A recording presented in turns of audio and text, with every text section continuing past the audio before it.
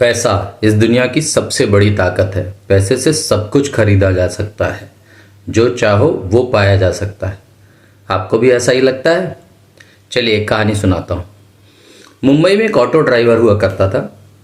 वो काम नहीं करना चाहता था, वो दूसरे तरीके से ही पैसा कमाना चाहता था। मेहनत करने से बचता था।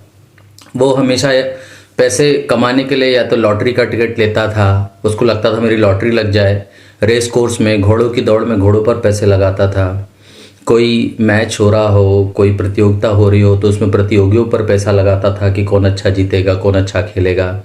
जुआ सट्टा, मतलब हर तरह की वो चीज़ें जिसमें मेहनत ना करनी पड़े और अचानक से धन लाभ हो जाए, ऐसे सारे कामों में पैसा लगाता था। पर कभी भी उसको सफलता नहीं मिली, कभी वो जीता नहीं। और इसके लिए हर बार वो भगवान को दोष देता था कि भगवान आपने मेरे को ऐसी जिंदगी दी है कि आप चाहते ही नहीं मैं कुछ अच्छी जिंदगी जी सकूं, पैसे कमा सकूं। एक दिन हुआ ये कि अचानक उसके सुबह घर के दरवाजे पर दस्तक हुई। उसने जाकर देखा, वहां कोई नहीं था। हाँ, पर रुपयों से भरा एक बैग रखा हुआ था जिसमें ढेर सारे 500 के 2000 रुपए के नोटों की गड्डियां रखी हुई थी। वो बैग उठाकर घर में लाया और बहुत खुश हुआ। अपनी पत्नी को, अपने बच्चे को बुलाया। पत्नी से बोला कि आज के बाद तुम्हें कोई काम करने की ज़रूरत नहीं है, घर का काम करने की भी ज़रूरत नहीं है, हमें खाना बनाने की भी ज़रूरत नहीं है, अब कोई भी मेहनत करने की ज़रूरत नहीं है। और 2000 रुपये का नोट अपनी पत्नी को देकर बोला कि जाओ, अब घर में खाना मत बनाना, बाहर से जो तुमको अच्छा लगता हो आज खरीद लाओ।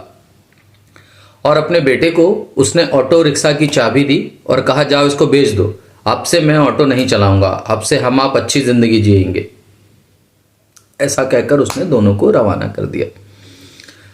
उसकी पत्नी 2000 रुपये का नोट लेकर खाना लेने चली गई। बेटा ऑटो की चाबी लेकर ऑटो रिक्शा बेचने चला गया।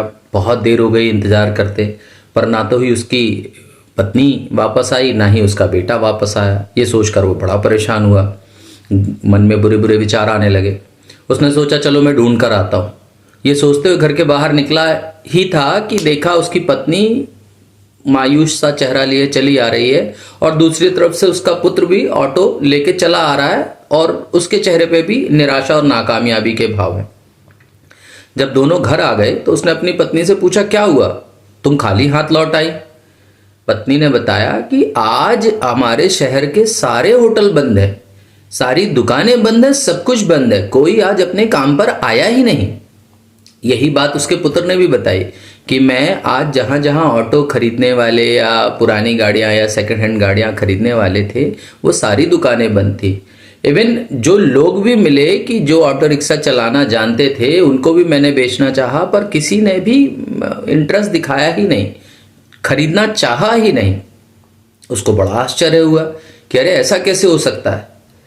पता करने पर पता चला कि उस दिन जैसे उसको नोटों से भरा हुआ बैग अपने दरवाजे पर मिला, उस शहर के हर इंसान को वैसा ही एक बैग रुपयों से भरा मिला, जिस कारण अब उस शहर में कोई भी इंसान काम करना नहीं चाहता, कुछ भी काम करना नहीं चाहता, क्योंकि सबके पास बहुत सारा धन आ गया था, सब अमीर थे। पर इससे हुआ क्या कि सारी व्यवस्था चौपट हो गई, क्योंकि सबके पास पैसा था और काम कोई करना चाहता नहीं। तो जो हम धन या रुपयों की बात करते हैं, जो एकत्रित करने के लिए हम अपना पूरा जीवन लगे रहते हैं कि कैसे इनसे हड़प लें, उनसे लूट लें, अच्छे कर्मों से बुरे कर्मों से कैसे भी करके धन आ जाए, वो धन सबसे बढ़कर नहीं है। उसकी वैल्यू सिर्फ इतनी है कि कोई सेवा या कोई सामान खरीदने के लिए, आदान प्रदान करने के लिए एक नोट मात्र है, जिससे उस सुविधा का फायदा लाभ हम ले सकते हैं। पर पैसा रुपया अपने आप में सब कुछ नहीं है। तो पैसों के पीछे बहुत मत भागिए, अपने कर्म पर, अपने कार्य पर ध्यान दीजिए। आपके कार्य उचित होंगे, धन स्वयं आपके पास आ जाएगा। आपके कार्य उत्तम होंगे, आपको एक अच्छा जीवन स्वयं मिल जाएगा। जय श्री हरि विष्णु।